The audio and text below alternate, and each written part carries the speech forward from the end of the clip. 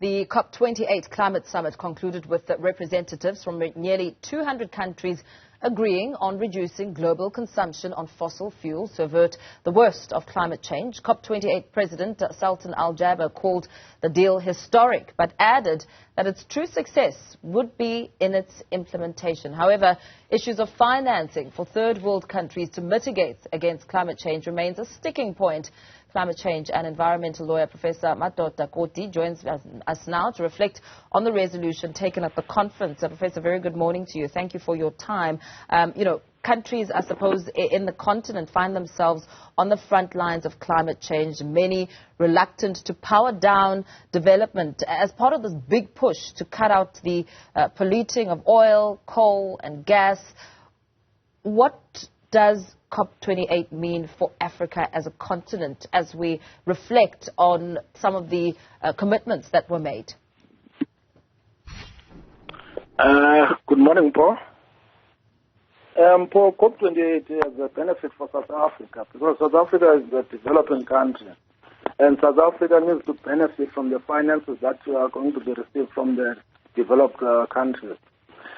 In terms of benefits, then you're going to see a lot of movement when it comes to climate finance, and there's going to be a lot of leniency when it comes to South Africa, even on the credit rating agencies like your Fitch.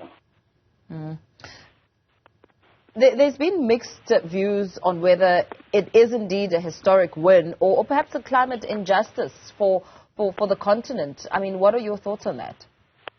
Well, I think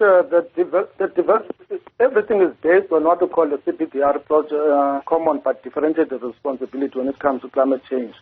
So South Africa's position is different from the developed countries in that we need to benefit. So we mean that that's the principle where climate injustice is based on, that the developing countries need to get some leniency from the developed countries. How will COP28, do you believe, ensure that deliverables on climate finance are indeed met? I mean, we heard President Cyril Ramaphosa speaking about, some of the funds he secured, but talking about how much more is still needed to tackle and curb and mitigate against climate change here in South Africa. Well, I think for South Africa, the benefit is that you've got the peak plateau because now you need to emit and then you're going to have to bring everything down by 2030.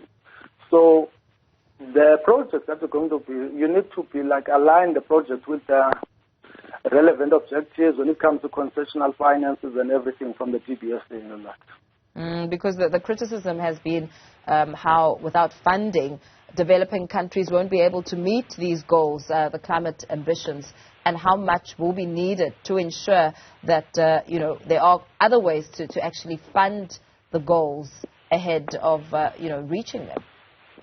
Yes, I mean, I think it's all about releasing the finances from the developed countries to release for the developing countries so that they can get the funding. But the funding normally comes via what we call a concessional finance or CPSA. It's certain credits. It's not the direct funding, but as long as South Africa submits in terms of Article 4 of the Paris Agreement, in terms of making sure that they've got an emission plan in place and complying with the obligation in terms of the Paris Agreement. What stood out for you when it comes to some of the big challenges that are likely to perhaps come in the way of these goals being met?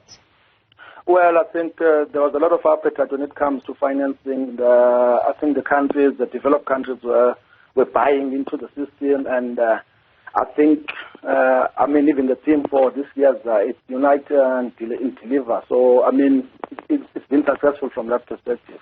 That there's a lot of appetite. And what position does it leave South Africa in terms of the opportunities and the possibilities as we wind down some of the commitments and deliverables that are still needed to come from South Africa, and of course the finance and the much needed cash injection? Yeah, I think there's going to be a lot of, there's going to be a lot of development when it comes to capital markets, and then there's going to be a lot of development when it comes to climate finance and then renewable energy projects. And, there will be a lot of phasing out of the coal and the fossil fuels industry. Very well. Perhaps let's leave it there for now. Thank you for your time. Professor Madoda Koti, who's a climate change and environmental lawyer at Gwina Attorneys, talking to us there very, very briefly as we reflect on COP28.